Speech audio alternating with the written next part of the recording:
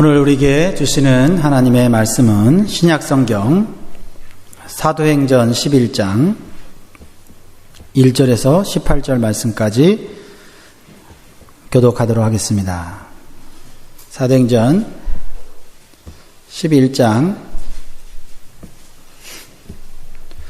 1절부터 18절의 말씀을 가지고 같이 교독합니다. 제가 1절을 읽을 때 여러분 2절 읽으십시오.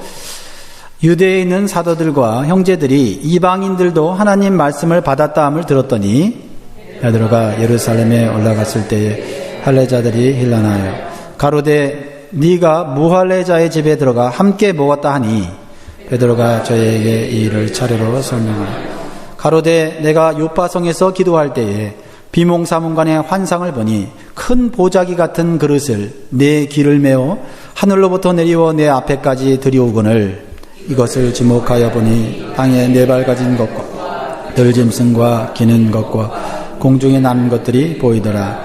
또 들으니 소리 있어 내게 이르되 베드로야 일어나 잡아먹으라 하거늘 내가 가로되 주여 그럴 수 없나이다.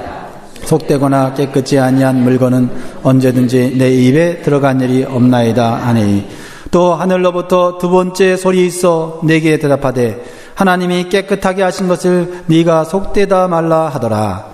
이 이런 일이 세 번 있으니 모든 것이 다시 하늘로 끌려 올라가더라. 마침 세 사람이 내 우고한 집 앞에 섰으니 가이사랴에서 내게로 보낸 사람이라. 성령이 내게 명하사 아무 의심하지 말고 함께 가라 하시매 이 여섯 형제도 나와 함께 가서 그 사람의 집에 들어가니 그가 우리에게 말하기를 천사가 내 집에 서서 말하되 네가 사람을 요빠에 보내어 베드로라 하는 시몬을 청하라.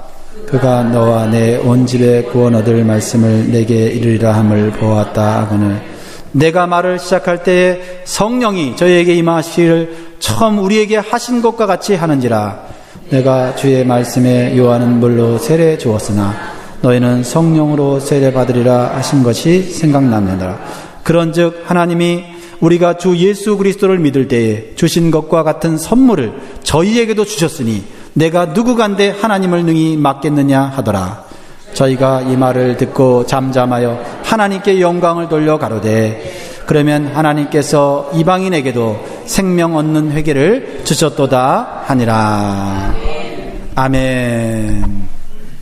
오늘 영광교회 예배 오신 여러분들 진심으로 환영하고 축복합니다. 여러분 정말 위대한 선택을 하셨습니다. 그리고 위대한 결과를 하나님이 우리에게 허락하실 줄 믿습니다. 제가 아침에 이렇게 차를 타고 교회를 오는데 길가에 이 강아지들을 데리고 나와서 산책하는 평화로운 사람들의 모습을 이렇게 봤어요.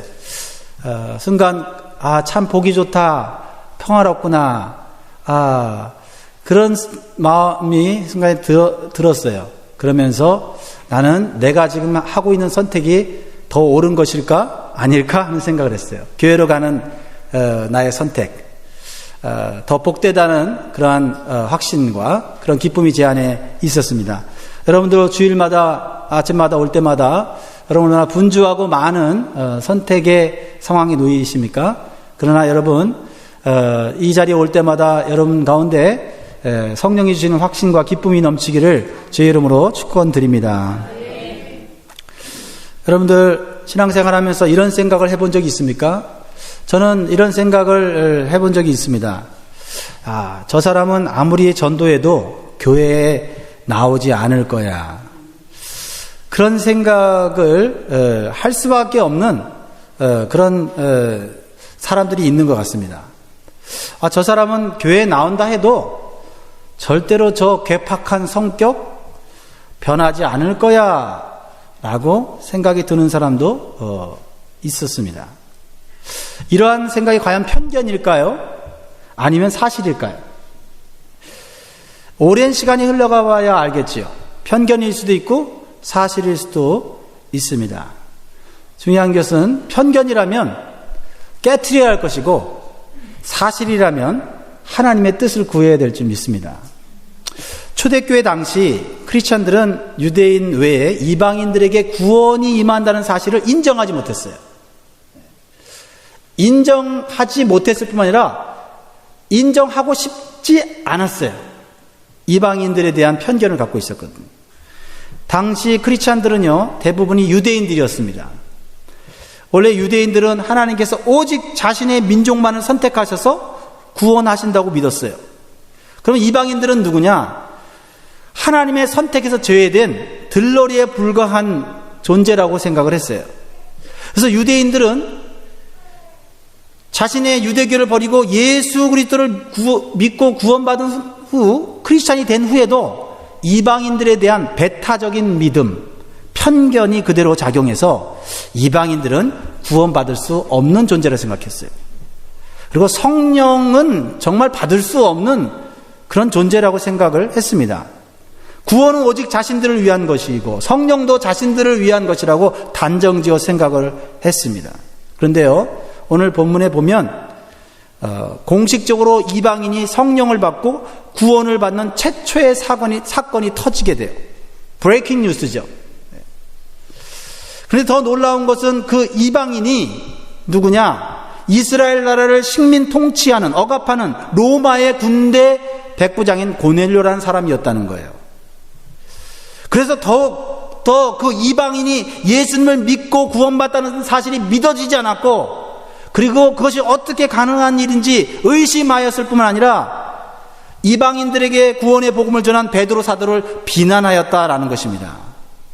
오늘 1절, 2절, 3절의 내용이 그거거든요. 베드로가 이방인들에게 복음을 전하고 그들이 구원받고 성령받고 세례받은 그 사건을 가지고 기뻐하지 못하고 비난을 하는 내용이 1절부터 3절입니다. 다시 한번 우리 읽어보면서 그 분위기를 좀 파악하겠습니다. 시작. 유대에 있는 사도들과 형제들이 이방인들도 하나님 말씀을 받았다함을 들었더니 베드로가 예루살렘에 올라갔을 때에 할례자들이 힐난하여 가로되 네가 무할례자의 집에 들어가 함께 먹었다 하니, 여기서 할례자들은 유대인들을 말하고요, 무할례자는 이방인을 의미합니다. 이 할례자들은 분명히 유대교에서 기독교로 개종한 크리스찬 유대인들이었습니다. 그들은 사도 베드로가 직접적으로 하나님 말씀을 전한 걸 가지고 말하지 않았어요. 하나님 말씀을 전하는 것을 비난하지 않았어요. 베드로가 이방인들과 함께 식사의 교제를 나눈 것을 못마땅하게 생각했어요. 그들은 배타적인 선민사상과 믿음을 가지고 있었기 때문에 이방인 선교 자체를 원치 않은 거예요. 그러니까 쉽게 말하면 같은 민족끼리만, 같은 피부색을 가진 사람들끼리만, 같은 언어를 사용하는 사람들끼리만, 같은 경제적 수준을 가진 사람들끼리만 끼리끼리 모여 복음의 은혜와 혜택을 나누고 싶었던 거예요. 그것이 의도적이라기보다는 매우 자연스러운 일이었다라는 것입니다. 이렇게 배타적이고 이기적인 신앙의 모습이 자연스럽고 옳은 것처럼 습관처럼 나타난 것이 초대교회의 초기의 모습이었다라는 것입니다. 여러분, 초대교회의 그런 신앙의 모습이 완벽한 건 아니에요. 이러한 부족하고 이렇게 아직도 미성숙한 부분들이 있었습니다. 그렇다면 우리가 살고 있는 이 미국 안에서도 이러한 현상이 얼마든지 나타날 수 있다는 것입니다. 또한 우리의 교회 공동체 안에서도 의도적이진 않아도 습관적으로 배타적인 신앙적 태도로 인해서 주님이 원하시는 선교적 교회를 만들어가는데 방해가 될 수 있다는 것을 우리는 기억해야 될 것입니다. 그러면 이러한 배타적이고 이기적인 신앙의 모습에서 탈피하기 위해서는 어떻게 해야 할까요? 바로 베드로의 변화된 체험을 통해서 영적인 교훈을 배워야 할 것입니다. 왜냐하면 베드로도 처음에는 배타적이고 편견을 가진, 한계를 가진 사람이었기 때문입니다. 첫 번째로 하나님께서 주시는 불편한 마음을 거절하지 말아야 합니다. 따라합니다. 하나님께서 주시는 불편한 마음을, 불편한 말씀을 거절하지 말아야 한다. 그럼 여러분, 베드로는요 완전한 유대인이었어요. 어려서부터 구약 율법을 배우고요 실천하면서 자라났어요. 그러니까 율법이 있는 대로 그대로 실천하면서 자랐기 때문에 율법에 있는 걸 다 지키진 못했지만 율법에 있는 것들을 지키는 것에 익숙한 그런 삶을 살았어요. 보통 유대인이 태어나면 난지 8일 만에 할례를 받고요. 율법을 배우고 암기하고 또 그 말씀을 지키며 사는 것은 하나님이 택한 백성으로서 당연한 것이라고 생각했어요. 오늘 베드로가 요빠의 한 피장 시몬의 집에서 기도하고 있을 때 하나님이 환상을 보여주십니다. 그 환상은 베드로에게는 매우 충격적이고 불편한 것이었어요. 하나님께서 우리에게 보여주시는 비전이 때때로 우리를 기쁘게 하고 즐겁게 하고 우리로 하여금 흥분시키는 일도 있지만 하나님이 보여주시는 비전이 우리가 준비되지 않았을 때는 불편하고 어색하고 고통스러운 것이 될 수 있어요. 하늘에서 큰 보자기 같은 그릇이 내려왔는데 거기에 수많은 짐승들이 가득 담겨져 있습니다. 그런데 하나님께서 일어나서 잡아먹으라고 말씀하세요. 마침 베드로는 배가 고픈 상태였습니다. 여러분, 배가 고파도요, 먹기 싫은 건 못 먹습니다. 베드로는 그 보자기에 담긴 짐승들을 가만히 보니까 평상시에 자신이 전혀 먹지 않았던 짐승들, 벌레들, 새들이 이렇게 있는 거예요. 그래서 베드로는 본능적으로 거절을 하게 돼요. 오늘 8절에 보면 내가 가로되 주여 그럴 수 없나이다. 속되거나 깨끗지 아니한 물건은 언제든지 내 입에 들어간 일이 없나이다 하니. 지금 베드로는 누구의 명령을 거절하고 있는 겁니까? 하나님입니다. 사람의 명령이 아닙니다. 하나님의 말씀을 거절하고 있는 거예요. 베드로는 누굽니까? 사도, 예수님의 제자, 그도 수제자, 하나님의 말씀을 생명을 다해 가르치고 전하는 사명을 가진 전도자예요. 베드로는 하나님의 능력을 받아서요, 앉은 뱅을 예수 이름으로 일으켰어요. 그리고 수많은 병자를 일으키는 능력의 사람이었어요. 그럼에도 불구하고 하나님의 새로운 말씀에 바로 적응하지 못하고 순종하지 못하는 모습을 보게 돼요. 여러분, 저는 이 베드로의 모습을 보면서 위로받아요. 또 베드로의 변화된 모습을 보면서 또 도전을 받습니다. 왜냐하면 하나님께서 베드로 자신이 지금까지 살아온 삶의 방식과는 다른 것을 요구하고 계시기 때문이에요. 특히 음식이라는 것은요, 사람마다 좋아하고 싫어하는 것이 분명히 다릅니다. 특히 유대인들에게 음식이라는 것은요, 종교적인 색채가 강해서 아무 것이나 먹을 수 없어요. 율법에 기록된 대로 먹어야만 해요. 오늘날 유대인들도요, 자신들만의 음식 문화와 규율을 가지고 있어서 사람들을 자기 집에 쉽게 초대해서 식사 교제를 하지 않습니다. 유대인들이 식사 초대를 해서 자신들의 음식을 내놓을 때는요, 정말 신뢰를 하는 사람 외에는 그렇게 하지 않아요. 그만큼 그 음식이라고 하는 것은 율법과 관련되어 있고 자기 인생 전체의 습관과 직결되어 있는 문제예요. 그런데 하나님은 이렇게 강한 율법적인 음식 문화와 습관을 가진 베드로에게 그것을 깨트리기를 원하신 것입니다. 뭐 그 음식을 먹고 안 먹고가 죄가 아님에도 불구하고 하나님은 그러한 습관적이고 그러한 율법적인 자신의 습관을 깨트리기를 원하셨다는 겁니다. 그것도 몇 번씩이나요? 3번씩이나 같은 명령을 내리고 계셨습니다. 하지만 사도 베드로조차도 그것을 당장 받아들이지 못하는 모습을 보게 돼요. 9절 10절을 보니까 이런 말씀이 있습니다. 또 하늘로부터 두 번째 소리가 있어 내게 대답하되 하나님이 깨끗하게 하신 것을 내가 속되다 말라 하더라. 이런 일이 3번 있은 후에 모든 것이 다시 하늘로 끌려 올라가더라. 베드로는 자신이 먹지 않는 음식을 먹는 그것은 부정한 것이고 죄라고 생각했는데 하나님은 오늘 또 다른 새로운 말씀을 주시면서 내가 깨끗하게 했으니 먹어도 된다고 말씀하세요. 하나님이 먹어도 된다고 하니까 이제 먹어도 되겠지. 이게 바로 되지 않았다는 거예요. 그리고는 다시 그 보자기가 하늘로 올라갔다고 말하고 있습니다. 그러나 베드로는 자신이 불편하고 바꾸기 어려운 음식 습관을 깨트리신 하나님의 요구에 대해서 거절했지만 그 하신 말씀을 묵상하기 시작했다는 거예요. 이것이 오늘 제가 강조하고 싶은 부분입니다. 사도행전 10장에도 같은 내용이 나와요. 사실은 10장의 내용이 오리지널 스토리고 11장에 있는 내용은 이제 다른 사람에게 변론하는 내용이거든요. 10장 19절에 보면 이 말씀이 나와요. 베드로가 그 환상에 대하여 뭘 했다고요? 생각할 때에 성령께서도 말씀하시되 두 사람이 너를 찾으니 이렇게 나와요. 생각할 때에 뭘 생각했을까요? 이 생각한다는 단어는 엔디메오마이라는 뜻인데요. 마음속에 가져오다 이 말이에요. 마음속에서 곰곰이 생각하다. 하나님이 주신 말씀이 불편하고 나하고 전혀 맞지 않는 그런 것이어서 바로 버리는 게 아니고, 하나님 나 이거 못합니다, 바로 버리는 게 아니라 하나님이 말씀하셨기 때문에 그것을 어디로 가지고 와요? 내 마음속 깊은 곳에 가져와서 그것을 곰곰이 생각했다라고 말하고 있습니다. 베드로는 본능적으로는, 습관적으로는 불쾌하고 어색하고 심지어 불쾌한 하나님의 말씀을 자신과 맞지 않다고 쉽게 버리지 않고 마음속으로 가져와서 진지하게 생각했다는 거예요. 사람이 하는 얘기라면 나하고 맞지 않으면 버리면 되고 그냥 생각하지 않으면 됩니다.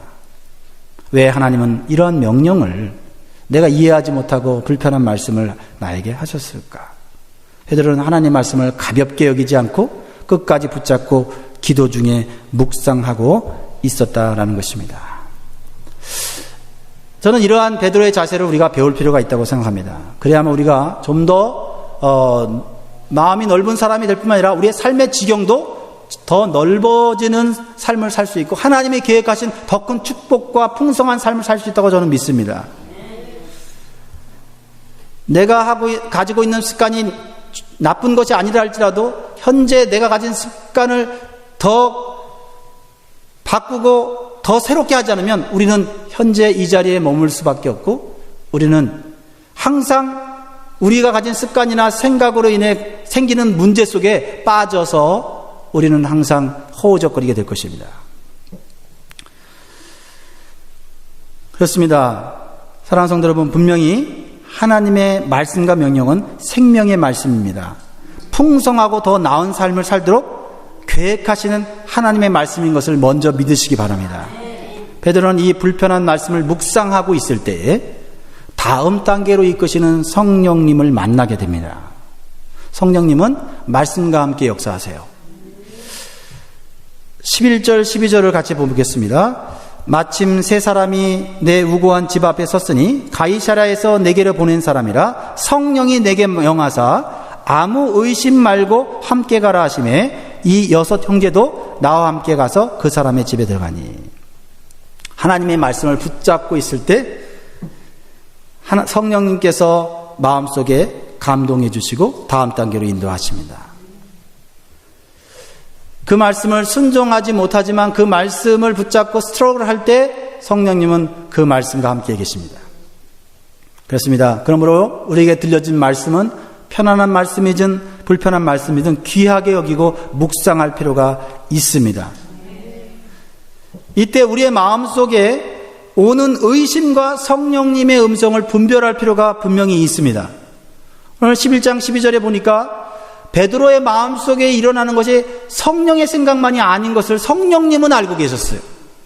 성령이 내게 명하사 아무 의심 말고 함께 가라. 베드로의 마음에 의심이 있었다는 거예요. 의심이 있었음에도 불구하고 성령님이 함께 하실 수 있다는 놀라운 거 아닙니까? 왜요? 하나님의 말씀을 붙잡고 있었기 때문에 그렇습니다. 마음속에 가져와서 곰곰이 붙잡고 스트럭을 했기 때문에 그렇습니다. 베드로는 환상 중에 주신 말씀을 곱씹으면서 묵상할 때에 마침 문 앞에 베드로를 찾는 사람들이 있었습니다. 그들은 이방인 로마 군대 백부장이 보낸 종들이었어요. 처음 보는 낯선 사람들이었습니다. 어떤 사람은 성격에 따라서 낯선 사람을 만나는 것이 너무나도 불편하고 불안한 사람들이 있을 것입니다. 그리고 그들의 요구는 자신의 주인인 고넬료가 하나님 말씀을 듣고 싶어서 베드로를 촉청하고 싶다는 것이었습니다. 내용은 좋은 내용이었으나 매우 당황스럽고 불편한 만남이었어요. 베드로는 이방인들과 어울리기에는 아직 준비가 되지 않았습니다. 그러나 베드로는 그 마음속에 하나님 말씀을 붙잡고 성령님의 음성에 순종하고자 하는 마음도 동시에 있었습니다. 베드로는 마음에 의심이 있었지만 성령님께 순종해야 된다는 강력한 그러한 마음의 동기를 가지고 순종하여 가게 됩니다. 사랑하는 여러분, 우리의 삶에는요, 항상 기분 좋고 편안한 만남만이 있는 것이 아닙니다. 때로는 기분 나쁘고 불편한 만남이 있을 때도 종종 있습니다. 그러면 우리는 본능적으로 불편한 만남을 쉽게 거부하거나 피하게 됩니다. 그것이 우리에게 큰 손해가 되지 않는 한 우리는 불편하고 수고스러운 만남을 우리는 하지 않으려고 합니다. 그러나 때때로 하나님은 우리의 삶의 영역을 넓히시고 원대한 하나님의 뜻을 이루기 위해서 불편하고 수고해야 할 만남을 원하실 때가 있다라는 것입니다. 만약 베드로 사도가 성령의 인도하심보다는 자신의 본능적인 편안함을 더 중요하게 여겼다면 얼마든지 핑계를 대어 그 만남을 거절할 수 있었을 겁니다. 전혀 모르는 사람입니다. 이방인입니다. 더욱이 자기 민족을 식민 통치하는 로마 군대의 백부장입니다. 오히려 분노와 반항적인 감정이 나올 수 있는 대상 아닙니까? 그러나 베드로는 오직 하나님의 말씀과 성령님의 감동에만 의지하여 순종하였다라는 것입니다. 그 결과는 베드로뿐만 아니고 이방인 고넬료뿐만 아니라 그의 가족들까지 구원의 은혜와 기쁨을 누리는 축복을 받게 되었다라는 것입니다. 그리고 더 나아가서 최초로 이방인 선교의 물길이 열리면서 그 은혜가 유럽으로, 그리고 아시아로, 아메리카로, 그리고 우리 한국에까지 연결되어 그리스도의 복음이 전파되고 미국에 이민 온 우리들에게까지 이 복음이 연결되었다는 사실입니다. 한 사람의 불편한 만남이 한 사람의 성령의 순종하심이 이렇게 엄청난 파급 효과를 만들 수 있다는 것입니다. 나 한 사람의 불편한 희생을 감수하지 못할 때 우리는 우리의 삶에 주신 하나님의 축복을 발견하지 못할 수 있습니다. 그럼에도 불구하고 나는 변화시키지 않으려고 하면서 하나님 축복해 주세요 라고 기도한다면 하나님은 얼마나 답답해 하시겠습니까? 하나님은 먼저 우리 안에 있는 편견과 이기적 신앙적 태도를 깨트려 버리기를 원하신다라는 것입니다. 결국 이 사도 베드로의 불편한 만남과 순종을 통해서 사도행전 1장 8절의 말씀이 이루어지기 시작합니다. 오직 성령이 너희에게 임하시면 너희가 권능을 받고 예루살렘과 온 유대와 사마리아와 땅끝까지 이르러 내 증인이 되리라 하시니라. 예루살렘과 온 유대는 유대인들 중심의 선교였습니다. 그러나 사마리아와 땅끝의 선교는 이방인 선교의 시작이었다라는 것입니다. 그런데 그 이방인 선교를 향한 그 물꼬를 아직도 편견을 가지고 있고 아직도 배타적인 신앙을 가지고 있는 베드로를 통해서 하나님이 이루기를 원하셨다라는 겁니다. 사랑하는 성도 여러분, 하나님께서 먼저 구원받은 나를 통해서 전혀 생각지도 않았던 나하고 상관이 없는 사람들을 구원하시고 내 삶의 지경을 넓혀가시려는 뜻이 있다는 사실을 기억하면서 사시기를 주의 이름으로 축원합니다. 세 번째로는 내 편견이 깨지면 다른 사람의 편견도 깨트릴 수 있다라는 것입니다. 베드로는 이방인 고넬료의 집에서 환대를 받고 하나님 말씀을 전하는데 강력한 성령의 역사가 일어나고 그곳에 있는 모든 이방인들이 회개하고 구원받는 놀라운 은혜를 경험하게 됩니다. 베드로는 그제서야 자신이 가졌던 이방인에 대한 배타적인 신앙과 편견이 깨어지게 되었습니다. 그런데 문제가 발생하였습니다. 아니, 문제가 당연히 발생할 수밖에 없습니다. 이방인들이 성령 받고 구원받아 세례를 받았다는 소식을 들은 예루살렘의 사도들과 성도들이 베드로를 비난하기 시작했다라는 것입니다. 여러분, 구원받는 일이 얼마나 기쁜 일입니까? 세례 받는 일이 얼마나 기쁜 일입니까? 성령 받는 일이 얼마나 기쁜 일입니까? 그런데 그 마음속에 가진 배타적인 신앙적 자세와 편견 때문에 기뻐하지 못하는 성도들을 우리는 보게 되는 것입니다. 그러나 그들의 모습이 다른 사람의 모습이 아니라 바로 우리들의 모습이라는 것입니다. 예루살렘에 있었던 사도들, 여러분 대단한 분들 아닙니까? 대단한 능력을 나타내는 분들 아닙니까? 성도들 대단한 헌신과 희생을 가진 사람들이 아닙니까? 그런데 그들은 여전히 이방인에 대한 편견으로 인해서 그들은 이 베드로가 이방인 선교를 하는 것을 기뻐하지 못했다라는 것입니다.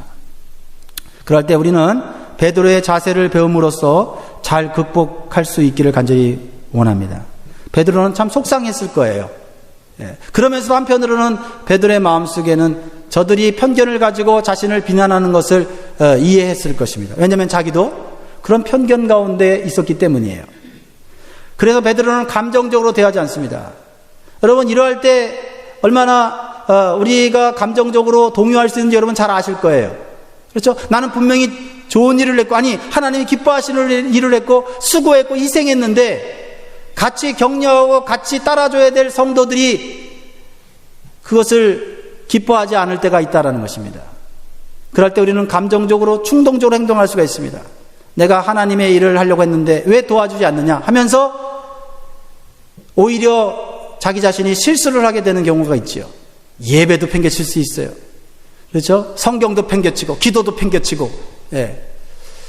그래서 오히려 하나님의 뜻을 이루려고 했던 그 희생적 수고가 헛수고로 돌아가는 경우가 있었다. 베드로는 결코 감정적으로 충동적으로 대하지 않습니다. 자기가 한 것이 하나님의 뜻으로 했고, 그리고 사람들이 비난한다 할지라도 그것은 하나님의 일이었기 때문에 오늘 베드로는 이 문제를 잘 해결하고 있다는 것이죠. 아니 어쩌면 자신은 눈이 열렸지만 아직 눈이 열리지 않은 사람들을 향하여서 눈이 열리도록 도와줘야 되는 역할을 해야 된다고 생각을 했을 것입니다. 그래서 오늘 베드로의 문제를 베드로는 어떻게 이런 교회 안에 있는 갈등의 문제를 해결하고 있습니까? 한 구절로 오늘 우리에게 귀한 해결책을 보여주고 있습니다. 4절 말씀입니다. 4절 시작. 베드로가 저희에게 이 일을 차례로 설명하여. 여러분 감정이 흥분됐는데 차례대로 설명이 됩니까? 하고 나 집어치고 나 안 해 이렇게 돼버리잖아요. 그죠? 근데 베드로는 이 상황은 그렇게 해결해야 될 것이 아닌 것을 알았어요. 첫째는요, 이 문제가 된 일을 차례로 해결해야 했다는 거예요. 차례로는 카덱세스라는 말인데요, 하나씩 질서 있게라는 뜻이에요. 하나씩 문제를 해나갔다는 것입니다. 처음부터 가졌던 생각들, 사건들, 진행되는 모든 과정들을 하나씩 질서 있게 이야기하기 시작했다라는 것입니다. 하나님이 하신 일이고 하나님이 분명히 역사하신 결과를 갖고 있음에도 불구하고 그것을 사도 바울은 감정적으로 또는 자신의 주장을 드러내면서 하지 않았다라는 것입니다. 우리는 때때로 우리가 옳은 일을 했는데도 속상한 일이 생기면 무질서하게 문제를 해결하려고 하다가 문제가 더욱 커지는 경우가 있습니다. 속상하고 화가 나는 일이 생길수록 하나씩 질서 있게 문제를 해결할 수 있기를 간절히 소원합니다. 두 번째는 그 모든 과정을 잘 설명하였습니다. 설명하여라는 이 단어가 참 재밌습니다. 액티뎀이라는데 진열하다라는 거예요. 진열. 여러분 어떤 가게에 가보면은 내가 원하는 물건을 쉽게 찾을 수 있어요. 근데 어떤 가게에 가보면 분명히 그 물건이 있는데 그 물건을 못 찾는 경우가 있어요. 왜요? 그 가게를 운영하는 주인이 물건을 잘 진열해 놓지 못했기 때문에 그렇죠. 가게의 물건을 보기 좋게 잘 진열해 놓음으로써 사람들에게 그 물건을 쉽게 사고 사용할 수 있도록 해주는 것은 지혜입니다. 베드로는 원래 불같은 성격, 다혈질적인 성격인데 성령을 받은 후에 변화가 되었어요. 그래서 마음은 급하지만은 고객들에게 좋은 물건들을 하나씩 꺼내어 진열하면서 어떤 물건이 있는지 그 물건의 좋은 점이 무엇인지를 설명하는 능숙한 세일즈맨처럼 설명을 해나가고 있었다 이 말입니다. 여러분 우리가 하나님을 했고 하나님 일이 귀하다고 해서 우리가 다른 사람들이 다 이해해 주기를 바란다는 것은 오산입니다. 다른 사람들이 다 내가 하는 일을 찬성할 것이라 생각하는 것도 오산입니다. 비록 내가 하나님을 했고 하나님의 좋은 결과가 갖고 있다 할지라도 우리는 편견을 가진 사람들, 배타적인 사람들이 있음을 기억하고 최선을 다하여서 설득하고 설명할 필요가 있습니다. 그럼에도 불구하고 듣지 않고 배타적인 사람은 어쩔 수 없죠. 그런데요, 처음에는 이방인들에 대한 편견과 배타적인 신앙을 갖던 성도들이 나중에는 하나님께 영광을 돌리고 한 마음으로 이방인 선교에 동참하는 놀라운 일이 생겼습니다. 여러분, 이 일이 이게 쉽게 되는 일 같지만 쉬운 일은 아닌 걸 여러분 아실 겁니다.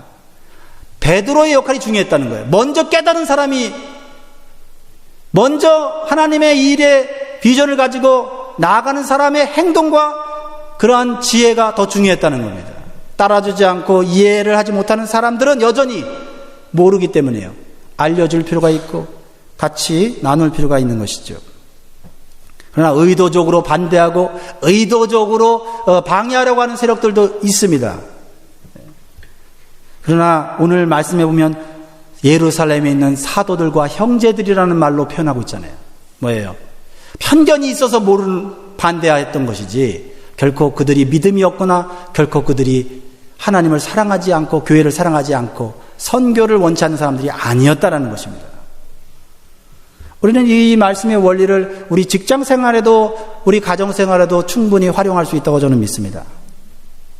17절 18절 이 결론이 나기까지 베드로가 얼마만큼 지혜롭게 행했는지를 한번 우리가 생각하면서 읽어보겠습니다. 17절 18절 시작. 그런즉 하나님이 우리 주 예수 그리스도를 믿을 때에 주신 것과 같은 선물을 저희에게도 주셨으니 내가 누구간데 하나님을 능히 막겠느냐 하더라. 저희가 이 말을 듣고 잠잠하여 하나님께 영광을 돌려가리되 그러면 하나님께서 이방인들에게도 생명 얻는 회개를 주셨도다 하니라. 이 사람들이 누굽니까? 처음에 베드로를 비난하는 사람입니다.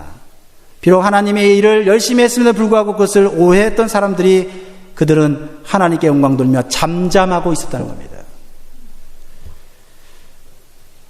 이방인들과 똑같은 편견을 가졌던 사람들이 편견을 깨트린 사람의 경험담을 인내심을 가지고 하나씩 질서 있게 설명하니까 편견을 깨트리고 한 마음으로 하나님의 동참하는 좋은 결과를 갖게 되었다라는 것입니다.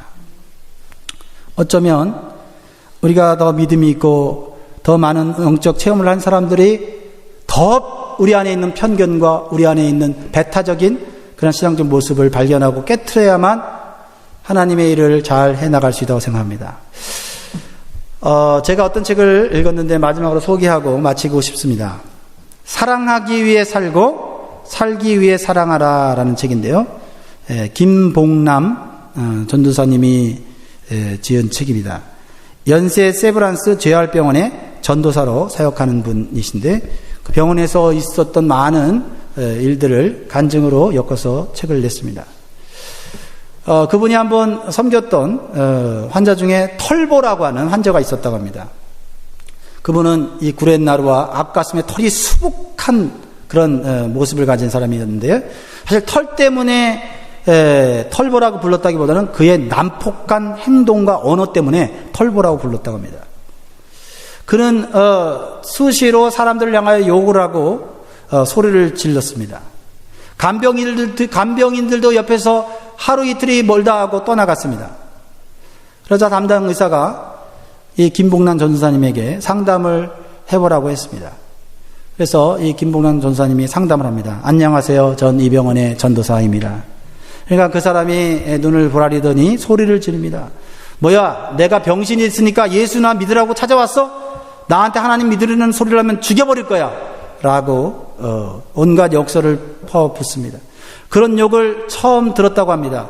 병원이 그래도 기독교 병원인데 저렇게 타 종교인들도 목회자라고 하면 무례하게 굴지 않는데 저 사람은 완전히 아나무인격으로 욕을 하기 시작했다는 것입니다. 그래서 이 전도사님은 뒤로 물러나서 간호사에게 가서 말을 합니다. 저 환자는 내가 감당할 수 없네요. 내게 욕하는 것 좀 봐요. 정신과 치료를 먼저 받는 게 좋을 것 같아요.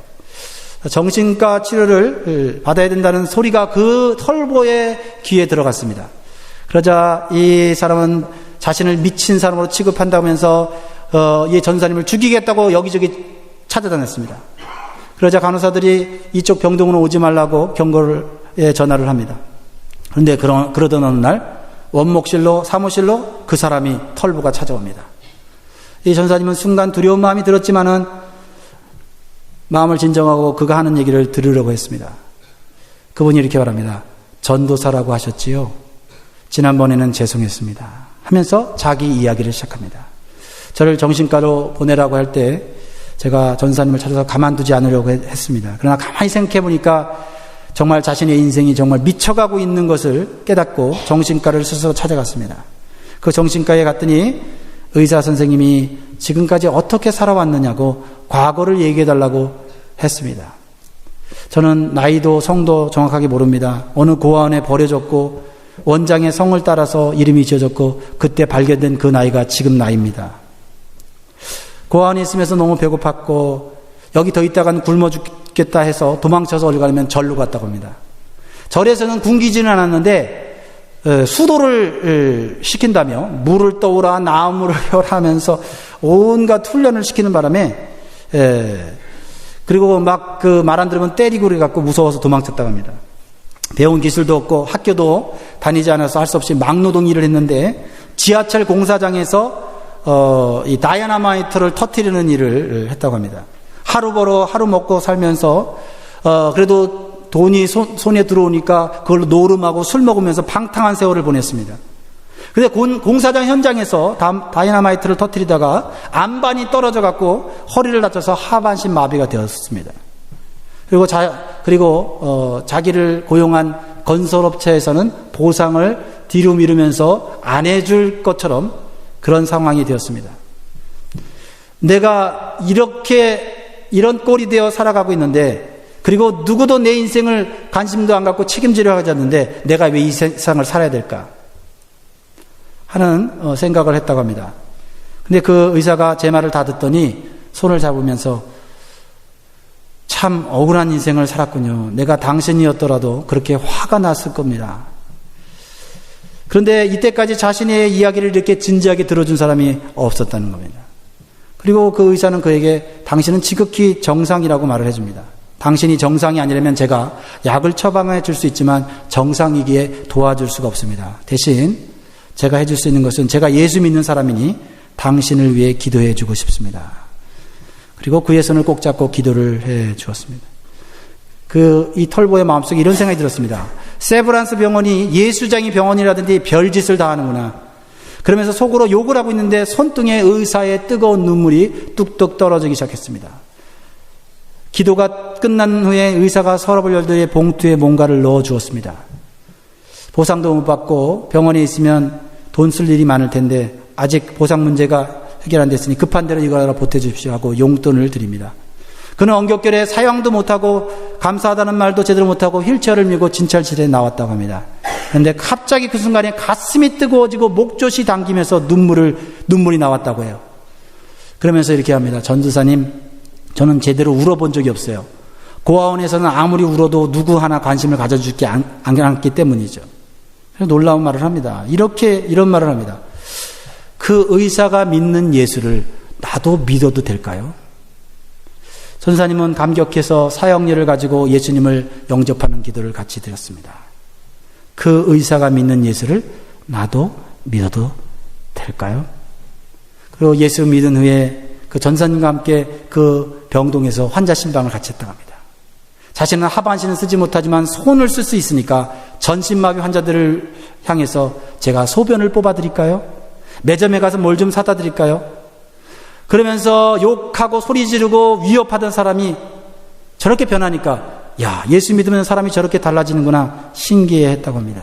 그리고 태어날 때 그는 악한 털보가 아니고 천사 털보라고 별명이 지어졌다고 합니다. 이 전사님은 곰곰이 생각했답니다. 나는 전도사지만 못했는데 어떻게 그 의사는 한순간에 그를 변화시킬 수 있을까? 가만히 생각해 보니까 자신은 처음에 그를 만났을 때 공손하게 말했지만 속으로 그 사람을 판단하고 있었습니다. 겉으로는 친절해 대했지만 그 사람을 무시하고 나보다 못한 사람으로 생각하고 있었다는 거죠. 그러나 의사는 진심으로 그의 인생의 고통과 아픔을 느끼고 눈물로 기도했다는 것입니다. 그래서 이 전사님이 이런 결심했답니다. 앞으로 말로써 사람들에게 감동을 주는 전도사가 아니라 내 몸과 물질과 시간을 바쳐서 사랑하고 진심으로 공감해야 되겠구나. 어쩌면 우리는 말은 옳게 하지만 우리의 마음속에 편견이 있어서 그 사람을 감동시키지 못하고 있는 것은 아닌가.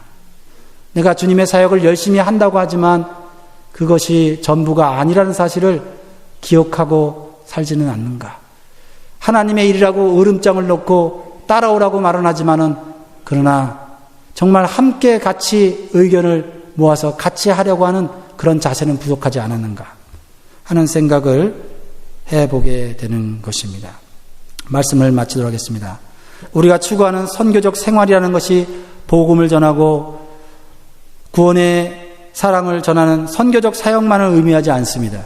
선교적 사역이 잘 진행되도록 하는 지혜로운 의사소통과 공동체가 하나됨을 이루기 위해 배타적이고 이기적인 편견을 깨트리는 작업도 함께 포함된다는 사실을 기억하시면 좋겠습니다. 먼저 함께 일하시는 우리 지도자들이 이런 마음으로, 그러나 지도자들도 편견을 가질 수 있다는 사실을 기억한다면 우리는 함께 편견을 깨트리기 위해서 서로를 이해하면서 나아가야 될 필요가 있다고 저는 믿습니다. 같이 기도하겠습니다.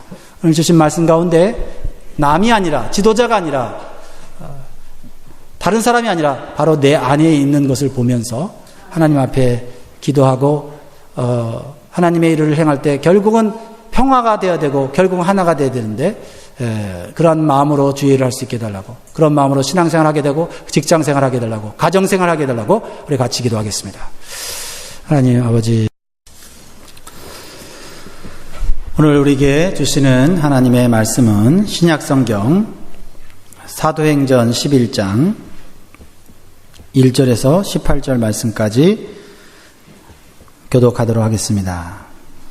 사도행전 11장 1절부터 18절의 말씀을 가지고 같이 교독합니다. 제가 1절을 읽을 때 여러분 2절 읽으십시오. 유대에 있는 사도들과 형제들이 이방인들도 하나님 말씀을 받았다함을 들었더니 베드로가 예루살렘에 올라갔을 때에 할례자들이 힐난하여 가로되 네가 무할례자의 집에 들어가 함께 먹었다 하니 베드로가 저에게 이 일을 차례로 설명하여 가로되 내가 요파성에서 기도할 때에 비몽사몽간의 환상을 보니 큰 보자기 같은 그릇을 내 길을 메어 하늘로부터 내리워 내 앞에까지 들여오거늘 이것을 주목하여 보니 땅에 네 발 가진 것과 들짐승과 기는 것과 공중에 나는 것들이 보이더라. 또 들으니 소리 있어 내게 이르되 베드로야 일어나 잡아먹으라 하거늘 내가 가로되 주여 그럴 수 없나이다. 속되거나 깨끗이 아니한 물건은 언제든지 내 입에 들어간 일이 없나이다 하니 또 하늘로부터 두 번째 소리 있어 내게 대답하되 하나님이 깨끗하게 하신 것을 네가 속되다 말라 하더라. 이 이런 일이 세 번 있으니 모든 것이 다시 하늘로 끌려 올라가더라. 마침 세 사람이 내 우고한 집 앞에 섰으니 가이사랴에서 내게로 보낸 사람이라. 성령이 내게 명하사 아무 의심하지 말고 함께 가라 하시매 이 여섯 형제도 나와 함께 가서 그 사람의 집에 들어가니 그가 우리에게 말하기를 천사가 내 집에 서서 말하되 네가 사람을 요빠에 보내어 베드로라 하는 시몬을 청하라. 그가 너와 내 온 집에 구원 얻을 말씀을 내게 이르리라 함을 보았다 하거늘 내가 말을 시작할 때에 성령이 저에게 임하시기를 처음 우리에게 하신 것과 같이 하는지라. 내가 주의 말씀에 요한은 물로 세례 주었으나 너희는 성령으로 세례 받으리라 하신 것이 생각나느니라. 그런즉 하나님이 우리가 주 예수 그리스도를 믿을 때에 주신 것과 같은 선물을 저희에게도 주셨으니 내가 누구간데 하나님을 능히 맡겠느냐 하더라. 저희가 이 말을 듣고 잠잠하여 하나님께 영광을 돌려 가로되 그러면 하나님께서 이방인에게도 생명 얻는 회개를 주셨도다 하니라. 아멘. 오늘 영광교회 예배 오신 여러분들 진심으로 환영하고 축복합니다. 여러분 정말 위대한 선택을 하셨습니다. 그리고 위대한 결과를 하나님이 우리에게 허락하실 줄 믿습니다. 제가 아침에 이렇게 차를 타고 교회를 오는데 길가에 이 강아지들을 데리고 나와서 산책하는 평화로운 사람들의 모습을 이렇게 봤어요. 순간 참 보기 좋다, 평화롭구나, 그런 마음이 순간에 들었어요. 그러면서 나는 내가 지금 하고 있는 선택이 더 옳은 것일까 아닐까 하는 생각을 했어요. 교회로 가는 나의 선택, 더 복되다는 그러한 확신과 그런 기쁨이 제 안에 있었습니다. 여러분들 주일마다 아침마다 올 때마다 여러분 얼마나 분주하고 많은 선택의 상황에 놓이십니까? 그러나 여러분 이 자리에 올 때마다 여러분 가운데 성령이 주시는 확신과 기쁨이 넘치기를 주의 이름으로 축원드립니다. 여러분들 신앙생활하면서 이런 생각을 해본 적이 있습니까? 저는 이런 생각을 해본 적이 있습니다. 저 사람은 아무리 전도해도 교회에 나오지 않을 거야. 그런 생각을 할 수밖에 없는 그런 사람들이 있는 것 같습니다. 저 사람은 교회에 나온다 해도 절대로 저 괴팍한 성격 변하지 않을 거야 라고 생각이 드는 사람도 있었습니다. 이러한 생각이 과연 편견일까요? 아니면 사실일까요? 오랜 시간이 흘러가 봐야 알겠지요. 편견일 수도 있고 사실일 수도 있습니다. 중요한 것은 편견이라면 깨트려야 할 것이고 사실이라면 하나님의 뜻을 구해야 될 줄 믿습니다. 초대교회 당시 크리스찬들은 유대인 외에 이방인들에게 구원이 임한다는 사실을 인정하지 못했어요. 인정하지 못했을 뿐만 아니라 인정하고 싶지 않았어요. 이방인들에 대한 편견을 갖고 있었거든요.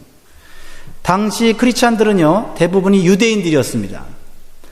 원래 유대인들은 하나님께서 오직 자신의 민족만을 선택하셔서 구원하신다고 믿었어요. 그럼 이방인들은 누구냐? 하나님의 선택에서 제외된 들러리에 불과한 존재라고 생각을 했어요.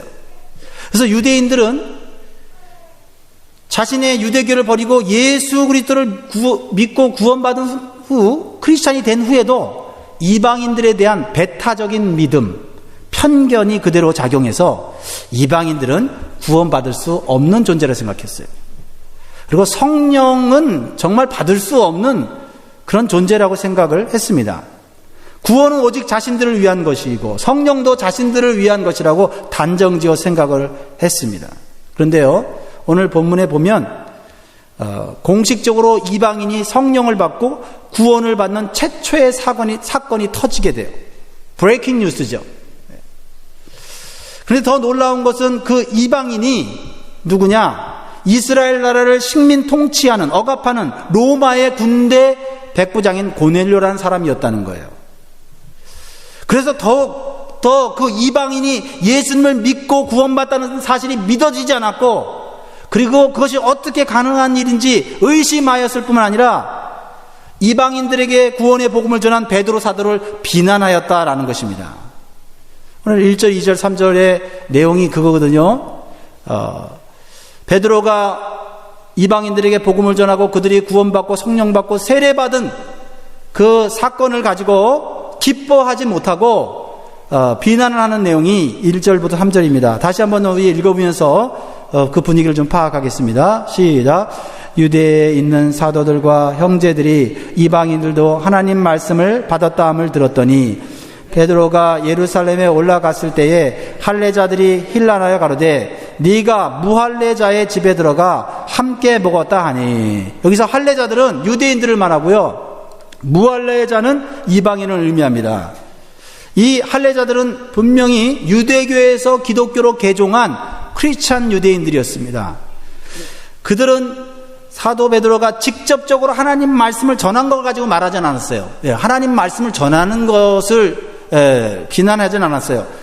베드로가 이방인들과 함께 식사의 교제를 나눈 것을 못마땅하게 생각했어요. 그들은 배타적인 선민사상과 믿음을 가지고 있었기 때문에 이방인 선교 자체를 원치 않은 거예요. 그러니까 쉽게 말하면 같은 민족끼리만, 같은 피부색을 가진 사람들끼리만 같은 언어를 사용하는 사람들끼리만, 같은 경제적 수준을 가진 사람들끼리만 끼리끼리 모여 복음의 은혜와 혜택을 나누고 싶었던 거예요. 그것이 의도적이라기보다는 매우 자연스러운 일이었다라는 것입니다.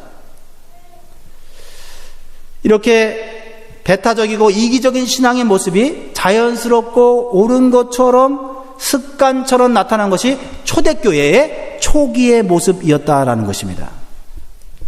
여러분, 초대교회의 그런 신앙의 모습이 완벽한 건 아니에요.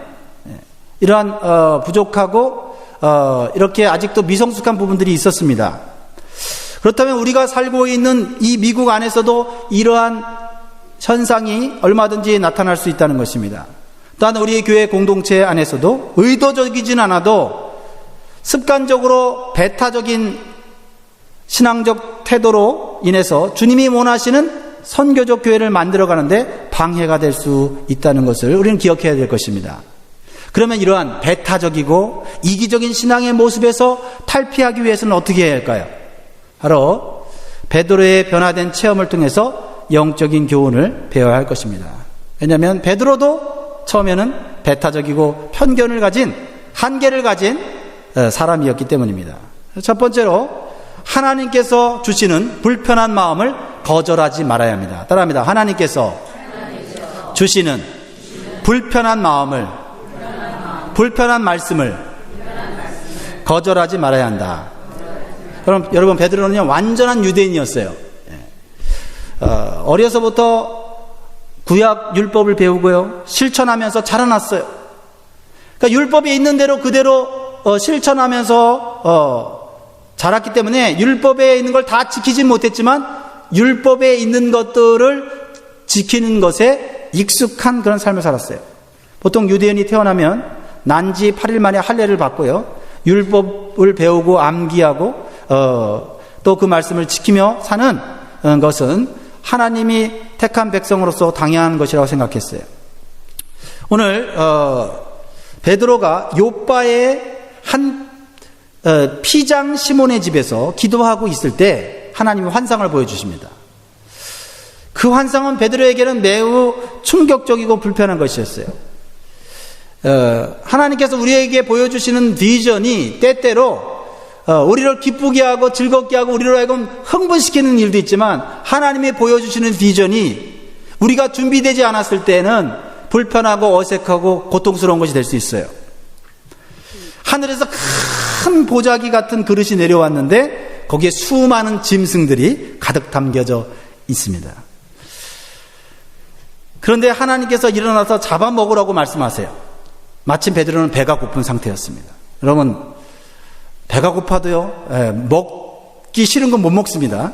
베드로는 그 보자기에 담긴 짐승들을 가만히 보니까 평상시에 자신이 전혀 먹지 않았던 짐승들, 벌레들, 새들이 이렇게 있는 거예요. 그래서 베드로는 본능적으로 거절을 하게 돼요. 오늘 8절에 보면 내가 가로되 주여 그럴 수 없나이다. 속되거나 깨끗지 아니한 물건은 언제든지 내 입에 들어간 일이 없나이다 하니. 지금 베드로는 누구의 명령을 거절하고 있는 겁니까? 하나님입니다. 사람의 명령이 아닙니다. 하나님의 말씀을 거절하고 있는 거예요. 베드로는 누굽니까? 사도 아닙니까? 사도, 예수님의 제자, 그도 수제자, 하나님의 말씀을 생명을 다해 가르치고 전하는 사명을 가진 전도자예요. 베드로는 하나님의 능력을 받아서요 앉은 뱅을 예수 이름으로 일으켰어요. 그리고 수많은 병자를 일으키는 능력의 사람이었어요. 그럼에도 불구하고 하나님의 새로운 말씀에 바로 적응하지 못하고 순종하지 못하는 모습을 보게 돼요. 여러분, 저는 이 베드로의 모습을 보면서 위로받아요. 또 베드로의 변화된 모습을 보면서 또 도전을 받습니다. 왜냐하면 하나님께서 베드로 자신이 지금까지 살아온 삶의 방식과는 다른 것을 요구하고 계시기 때문이에요. 특히 음식이라는 것은요 사람마다 좋아하고 싫어하는 것이 분명히 다릅니다. 특히 유대인들에게 음식이라는 것은요 종교적인 색채가 강해서 아무 것이나 먹을 수 없어요. 율법에 기록된 대로 먹어야만 해요. 오늘날 유대인들도요 자신들만의 음식 문화와 규율을 가지고 있어서 사람들을 자기 집에 쉽게 초대해서 식사 교제를 하지 않습니다. 유대인들이 식사 초대를 해서 자신들의 음식을 내놓을 때는요, 정말 신뢰를 하는 사람 외에는 그렇게 하지 않아요. 그만큼 그 음식이라고 하는 것은 율법과 관련되어 있고 자기 인생 전체의 습관과 직결되어 있는 문제예요. 그런데 하나님은 이렇게 강한 율법적인 음식 문화와 습관을 가진 베드로에게 그것을 깨트리기를 원하신 것입니다. 뭐 그 음식을 먹고 안 먹고가 죄가 아님에도 불구하고 하나님은 그러한 습관적이고 그러한 율법적인 자신의 습관을 깨트리기를 원하셨다는 겁니다. 그것도 몇 번씩이나요? 3번씩이나 같은 명령을 내리고 계셨습니다. 하지만 사도 베드로조차도 그것을 당장 받아들이지 못하는 모습을 보게 돼요. 9절 10절을 보니까 이런 말씀이 있습니다. 또 하늘로부터 두 번째 소리가 있어 내게 대답하되 하나님이 깨끗하게 하신 것을 내가 속되다 말라 하더라. 이런 일이 3번 있은 후에 모든 것이 다시 하늘로 끌려 올라가더라. 베드로는 자신이 먹지 않는 음식을 먹는 그것은 부정한 것이고 죄라고 생각했는데 하나님은 오늘 또 다른 새로운 말씀을 주시면서 내가 깨끗하게 했으니 먹어도 된다고 말씀하세요. 하나님이 먹어도 된다고 하니까 이제 먹어도 되겠지. 이게 바로 되지 않았다는 거예요. 그리고는 다시 그 보자기가 하늘로 올라갔다고 말하고 있습니다. 그러나 베드로는 자신이 불편하고 바꾸기 어려운 음식 습관을 깨트리신 하나님의 요구에 대해서 거절했지만 그 하신 말씀을 묵상하기 시작했다는 거예요. 이것이 오늘 제가 강조하고 싶은 부분입니다. 사도행전 10장에도 같은 내용이 나와요. 사실은 10장의 내용이 오리지널 스토리고 11장에 있는 내용은 이제 다른 사람에게 변론하는 내용이거든요. 10장 19절에 보면 이 말씀이 나와요. 베드로가 그 환상에 대하여 뭘 했다고요? 생각할 때에 성령께서도 말씀하시되 두 사람이 너를 찾으니 이렇게 나와요. 생각할 때에 뭘 생각했을까요? 이 생각한다는 단어는 엔디메오마이라는 뜻인데요, 마음속에 가져오다 이 말이에요. 마음속에서 곰곰이 생각하다. 하나님이 주신 말씀이 불편하고 나하고 전혀 맞지 않는 그런 것이어서 바로 버리는 게 아니고, 하나님 나 이거 못합니다, 바로 버리는 게 아니라 하나님이 말씀하셨기 때문에 그것을 어디로 가지고 와요? 내 마음속 깊은 곳에 가져와서 그것을 곰곰이 생각했다라고 말하고 있습니다. 베드로는 본능적으로는, 습관적으로는 불쾌하고 어색하고 심지어 불쾌한 하나님의 말씀을 자신과 맞지 않다고 쉽게 버리지 않고 마음속으로 가져와서 진지하게 생각했다는 거예요. 사람이 하는 얘기라면 나하고 맞지 않으면 버리면 되고 그냥 생각하지 않으면 됩니다. 왜 하나님은 이러한 명령을, 내가 이해하지 못하고 불편한 말씀을 나에게 하셨을까? 베드로는 하나님 말씀을 가볍게 여기지 않고 끝까지 붙잡고 기도 중에 묵상하고 있었다라는 것입니다. 저는 이러한 베드로의 자세를 우리가 배울 필요가 있다고 생각합니다. 그래야만 우리가 좀 더 마음이 넓은 사람이 될 뿐만 아니라 우리의 삶의 지경도 더 넓어지는 삶을 살 수 있고 하나님이 계획하신 더 큰 축복과 풍성한 삶을 살 수 있다고 저는 믿습니다. 내가 가지고 있는 습관이 나쁜 것이 아니라 할지라도 현재 내가 가진 습관을 더 바꾸고 더 새롭게 하지 않으면 우리는 현재 이 자리에 머물 수밖에 없고, 우리는 항상 우리가 가진 습관이나 생각으로 인해 생기는 문제 속에 빠져서 우리는 항상 허우적거리게 될 것입니다. 그렇습니다. 사랑하는 성도 여러분, 분명히 하나님의 말씀과 명령은 생명의 말씀입니다. 풍성하고 더 나은 삶을 살도록 계획하시는 하나님의 말씀인 것을 먼저 믿으시기 바랍니다. 베드로는 이 불편한 말씀을 묵상하고 있을 때에 다음 단계로 이끄시는 성령님을 만나게 됩니다. 성령님은 말씀과 함께 역사하세요. 11절 12절을 같이 보겠습니다. 마침 세 사람이 내 우고한 집 앞에 섰으니 가이사랴에서 내게로 보낸 사람이라 성령이 내게 명하사 아무 의심 말고 함께 가라 하시매 이 6 형제도 나와 함께 가서 그 사람의 집에 들어가니. 하나님의 말씀을 붙잡고 있을 때 성령님께서 마음속에 감동해 주시고 다음 단계로 인도하십니다. 그 말씀을 순종하지 못하지만 그 말씀을 붙잡고 스트럭을 할 때 성령님은 그 말씀과 함께 계십니다. 그렇습니다. 그러므로 우리에게 들려진 말씀은 편안한 말씀이든 불편한 말씀이든 귀하게 여기고 묵상할 필요가 있습니다.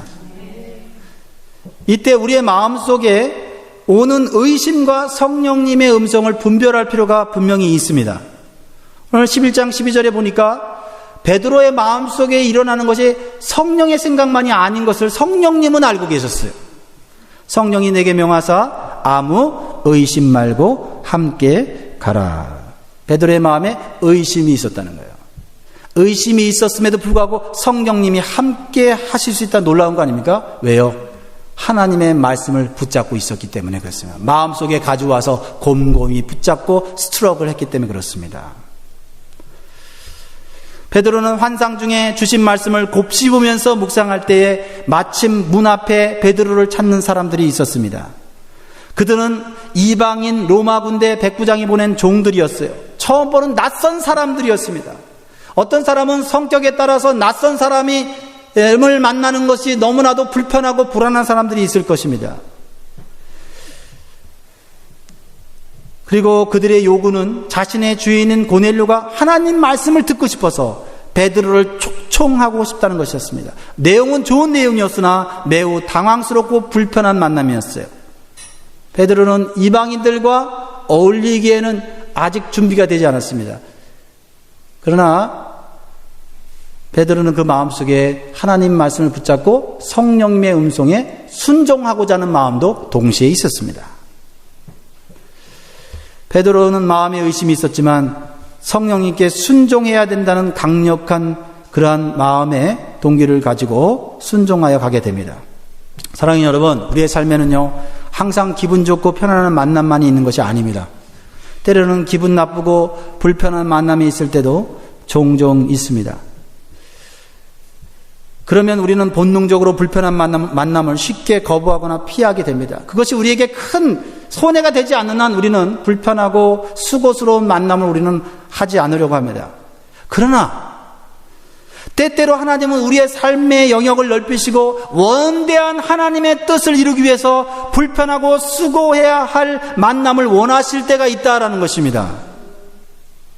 만약 베드로 사도가 성령의 인도하심보다는 자신의 본능적인 편안함을 더 중요하게 여겼다면 얼마든지 핑계를 대어 그 만남을 거절할 수 있었을 겁니다. 전혀 모르는 사람입니다. 이방인입니다. 더욱이 자기 민족을 식민 통치하는 로마 군대 백부장입니다. 오히려 분노와 반항적인 감정이 나올 수 있는 대상 아닙니까?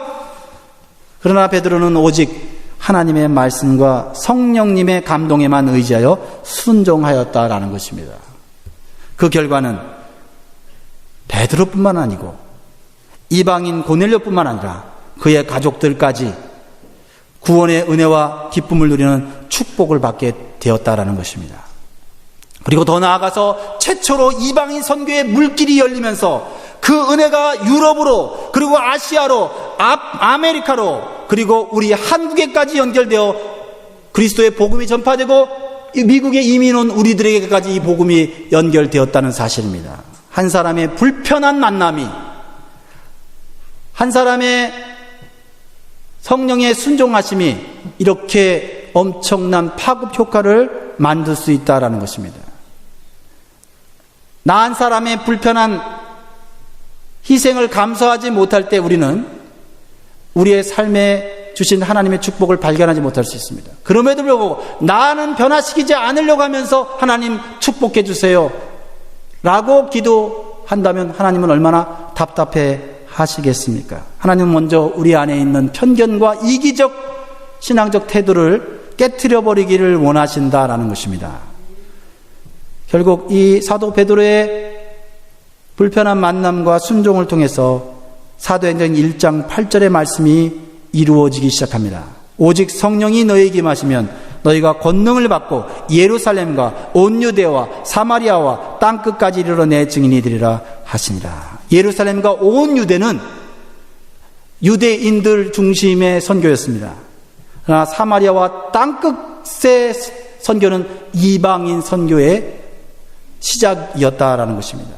그런데 그 이방인 선교를 향한 물꼬를 아직도 편견을 가지고 있고 아직도 배타적인 신앙을 가지고 있는 베드로를 통해서 하나님이 이루기를 원하셨다라는 겁니다. 사랑하는 성도 여러분, 하나님께서 먼저 구원받은 나를 통해서 전혀 생각지도 않았던 나하고 상관이 없는 사람들을 구원하시고 내 삶의 지경을 넓혀가시려는 뜻이 있다는 사실을 기억하면서 사시기를 주의 이름으로 축원합니다. 세 번째로는 내 편견이 깨지면 다른 사람의 편견도 깨트릴 수 있다라는 것입니다. 베드로는 이방인 고넬료의 집에서 환대를 받고 하나님 말씀을 전하는데 강력한 성령의 역사가 일어나고 그곳에 있는 모든 이방인들이 회개하고 구원받는 놀라운 은혜를 경험하게 됩니다. 베드로는 그제서야 자신이 가졌던 이방인에 대한 배타적인 신앙과 편견이 깨어지게 되었습니다. 그런데 문제가 발생하였습니다. 아니, 문제가 당연히 발생할 수밖에 없습니다. 이방인들이 성령 받고 구원받아 세례를 받았다는 소식을 들은 예루살렘의 사도들과 성도들이 베드로를 비난하기 시작했다라는 것입니다. 여러분, 구원받는 일이 얼마나 기쁜 일입니까? 세례 받는 일이 얼마나 기쁜 일입니까? 성령 받는 일이 얼마나 기쁜 일입니까?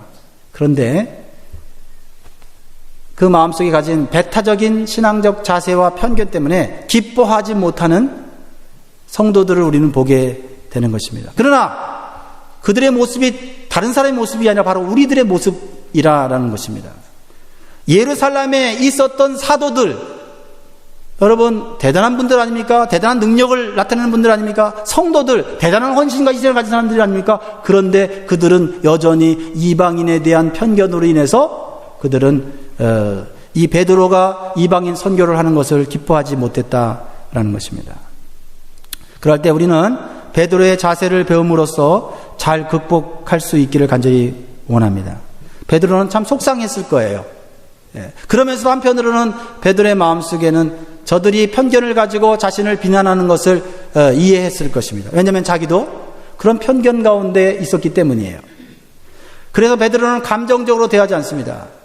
여러분, 이러할 때 얼마나 우리가 감정적으로 동요할 수 있는지 여러분 잘 아실 거예요.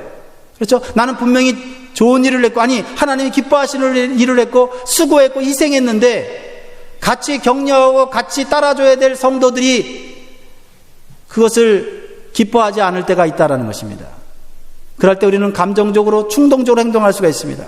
내가 하나님의 일을 하려고 했는데 왜 도와주지 않느냐 하면서 오히려 자기 자신이 실수를 하게 되는 경우가 있지요. 예배도 팽개칠 수 있어요. 그렇죠? 성경도 팽개치고 기도도 팽개치고.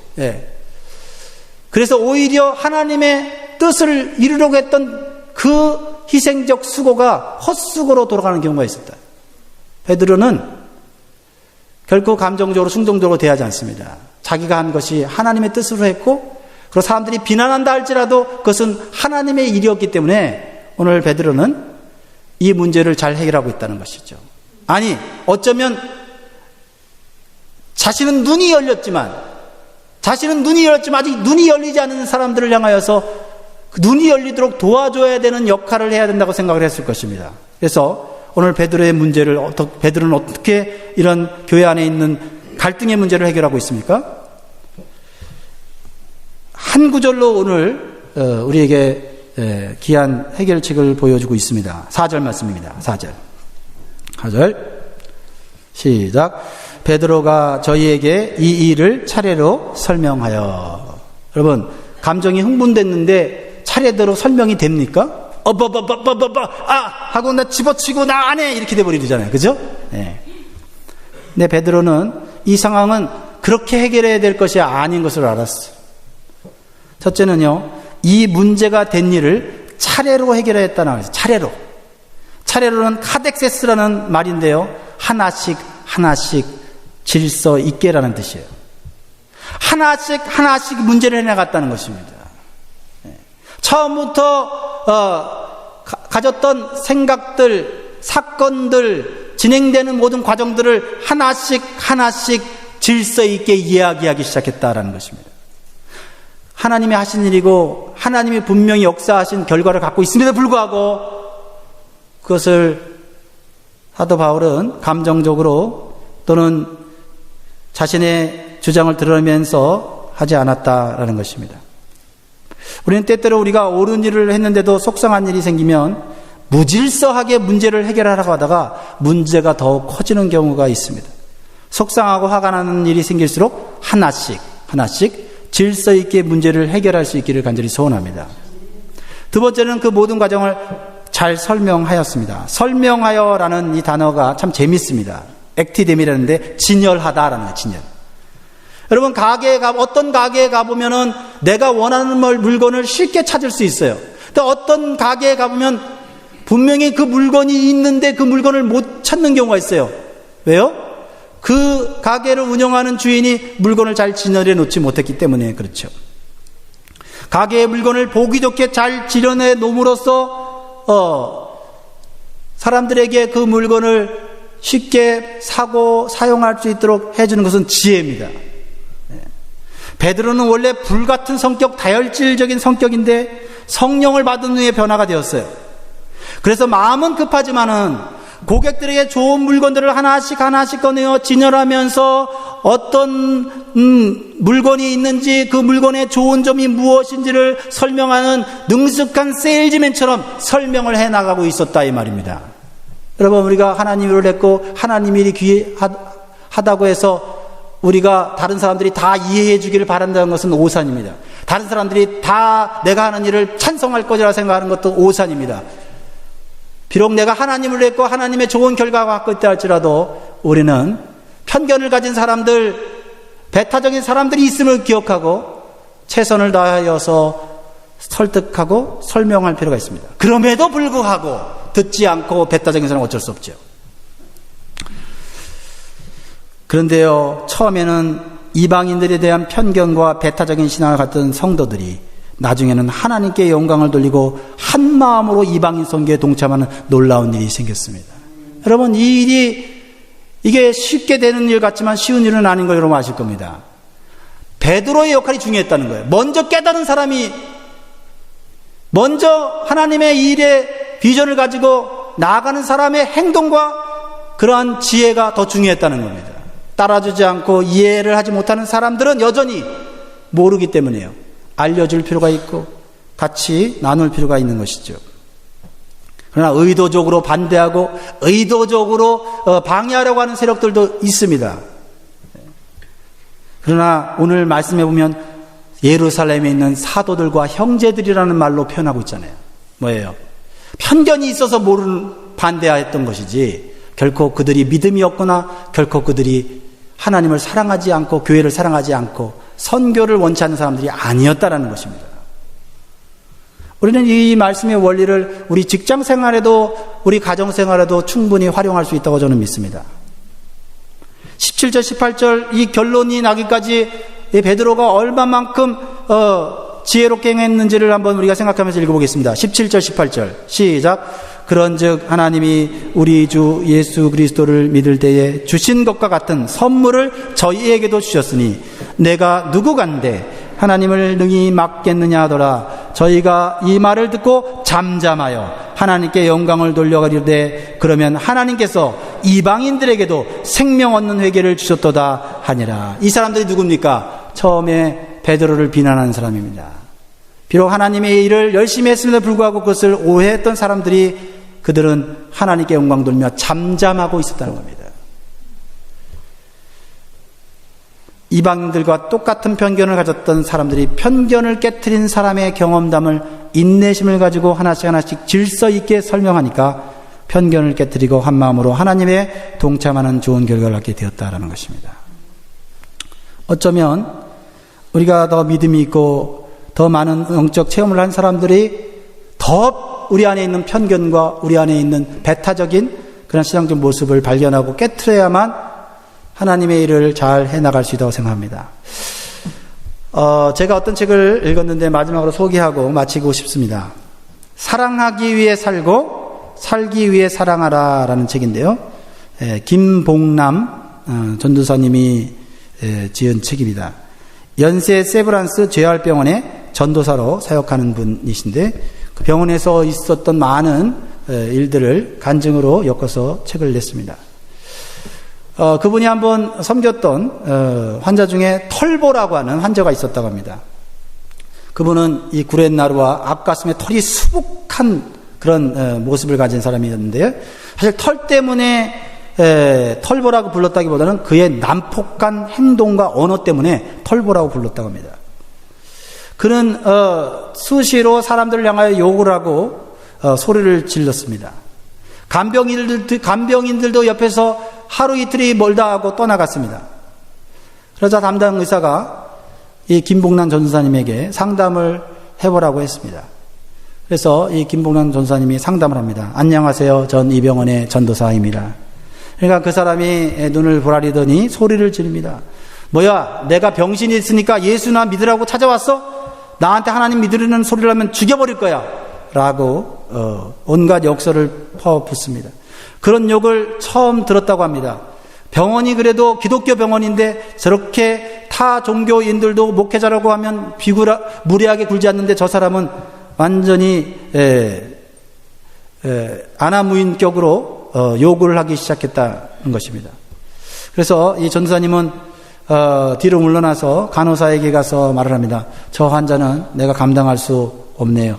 내게 욕하는 것 좀 봐요. 정신과 치료를 먼저 받는 게 좋을 것 같아요. 정신과 치료를 받아야 된다는 소리가 그 털보의 귀에 들어갔습니다.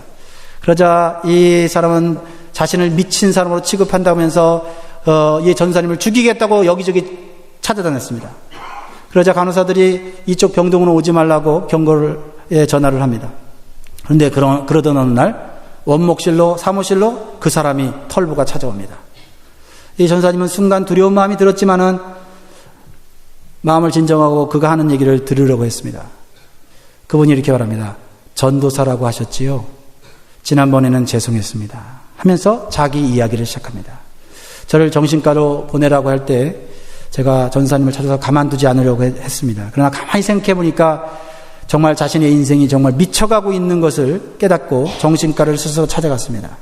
그 정신과에 갔더니 의사 선생님이 지금까지 어떻게 살아왔느냐고 과거를 얘기해달라고 했습니다.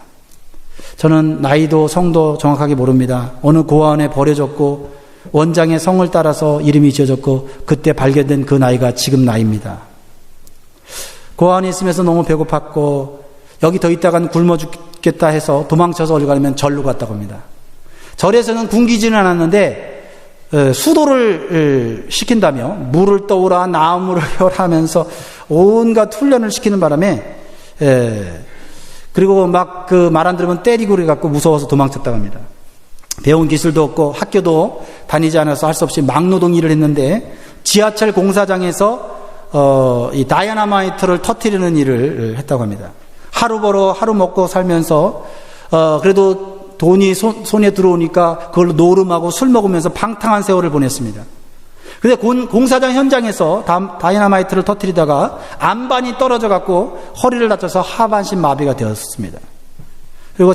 그리고 자기를 고용한 건설업체에서는 보상을 뒤로 미루면서 안 해줄 것처럼 그런 상황이 되었습니다. 내가 이런 꼴이 되어 살아가고 있는데 그리고 누구도 내 인생을 관심도 안 갖고 책임지려 하지 않는데 내가 왜 이 세상을 살아야 될까 하는 생각을 했다고 합니다. 근데 그 의사가 제 말을 다 듣더니 손을 잡으면서 참 억울한 인생을 살았군요. 내가 당신이었더라도 그렇게 화가 났을 겁니다. 그런데 이때까지 자신의 이야기를 이렇게 진지하게 들어준 사람이 없었다는 겁니다. 그리고 그 의사는 그에게 당신은 지극히 정상이라고 말을 해줍니다. 당신이 정상이 아니라면 제가 약을 처방해 줄 수 있지만 정상이기에 도와줄 수가 없습니다. 대신 제가 해줄 수 있는 것은 제가 예수 믿는 사람이니 당신을 위해 기도해 주고 싶습니다. 그리고 그의 손을 꼭 잡고 기도를 해 주었습니다. 이 털보의 마음속에 이런 생각이 들었습니다. 세브란스 병원이 예수장이 병원이라든지 별짓을 다 하는구나. 그러면서 속으로 욕을 하고 있는데 손등에 의사의 뜨거운 눈물이 뚝뚝 떨어지기 시작했습니다. 기도가 끝난 후에 의사가 서랍을 열더니 봉투에 뭔가를 넣어 주었습니다. 보상도 못 받고 병원에 있으면 돈 쓸 일이 많을 텐데 아직 보상 문제가 해결 안 됐으니 급한 대로 이거 하나 보태주십시오 하고 용돈을 드립니다. 그는 원격결에 사형도 못하고 감사하다는 말도 제대로 못하고 휠체어를 밀고 진찰실에 나왔다고 합니다. 그런데 갑자기 그 순간에 가슴이 뜨거워지고 목젖이 당기면서 눈물이 나왔다고 해요. 그러면서 이렇게 합니다. 전도사님, 저는 제대로 울어본 적이 없어요. 고아원에서는 아무리 울어도 누구 하나 관심을 가져주지 않기 때문이죠. 그래서 놀라운 말을 합니다. 이런 말을 합니다. 그 의사가 믿는 예수를 나도 믿어도 될까요? 전사님은 감격해서 사형리를 가지고 예수님을 영접하는 기도를 같이 드렸습니다. 그 의사가 믿는 예수를 나도 믿어도 될까요? 그리고 예수 믿은 후에 그 전사님과 함께 그 병동에서 환자 신방을 같이 했다고 합니다. 자신은 하반신을 쓰지 못하지만 손을 쓸 수 있으니까 전신마비 환자들을 향해서 제가 소변을 뽑아드릴까요? 매점에 가서 뭘 좀 사다 드릴까요? 그러면서 욕하고 소리 지르고 위협하던 사람이 저렇게 변하니까 야, 예수 믿으면 사람이 저렇게 달라지는구나 신기해했다고 합니다. 그리고 태어날 때 그는 악한 톨보가 아니고 천사 톨보라고 별명이 지어졌다고 합니다. 이 전사님은 곰곰이 생각했답니다. 나는 전도사지만 못했는데 어떻게 그 의사는 한순간에 그를 변화시킬 수 있을까? 가만히 생각해 보니까 자신은 처음에 그를 만났을 때 공손하게 말했지만 속으로 그 사람을 판단하고 있었습니다. 겉으로는 친절해 대했지만 그 사람을 무시하고 나보다 못한 사람으로 생각하고 있었다는 거죠. 그러나 의사는 진심으로 그의 인생의 고통과 아픔을 느끼고 눈물로 기도했다는 것입니다. 그래서 이 전도사님이 이런 결심했답니다. 앞으로 말로써 사람들에게 감동을 주는 전도사가 아니라 내 몸과 물질과 시간을 바쳐서 사랑하고 진심으로 공감해야 되겠구나. 어쩌면 우리는 말은 옳게 하지만 우리의 마음속에 편견이 있어서 그 사람을 감동시키지 못하고 있는 것은 아닌가. 내가 주님의 사역을 열심히 한다고 하지만 그것이 전부가 아니라는 사실을 기억하고 살지는 않는가. 하나님의 일이라고 으름장을 놓고 따라오라고 말은 하지만은 그러나 정말 함께 같이 의견을 모아서 같이 하려고 하는 그런 자세는 부족하지 않았는가 하는 생각을 해보게 되는 것입니다. 말씀을 마치도록 하겠습니다. 우리가 추구하는 선교적 생활이라는 것이 복음을 전하고 구원의 사랑을 전하는 선교적 사역만을 의미하지 않습니다. 선교적 사역이 잘 진행되도록 하는 지혜로운 의사소통과 공동체가 하나됨을 이루기 위해 배타적이고 이기적인 편견을 깨트리는 작업도 함께 포함된다는 사실을 기억하시면 좋겠습니다. 먼저 함께 일하시는 우리 지도자들이 이런 마음으로, 그러나 지도자들도 편견을 가질 수 있다는 사실을 기억한다면 우리는 함께 편견을 깨트리기 위해서 서로를 이해하면서 나아가야 될 필요가 있다고 저는 믿습니다. 같이 기도하겠습니다. 오늘 주신 말씀 가운데 남이 아니라, 지도자가 아니라, 다른 사람이 아니라 바로 내 안에 있는 것을 보면서 하나님 앞에 기도하고 하나님의 일을 행할 때 결국은 평화가 되어야 되고 결국은 하나가 되어야 되는데 그런 마음으로 주의를 할 수 있게 해달라고, 그런 마음으로 신앙생활 하게 되고 직장생활 하게 해달라고, 가정생활 하게 해달라고 우리 같이 기도하겠습니다. 하나님 아버지,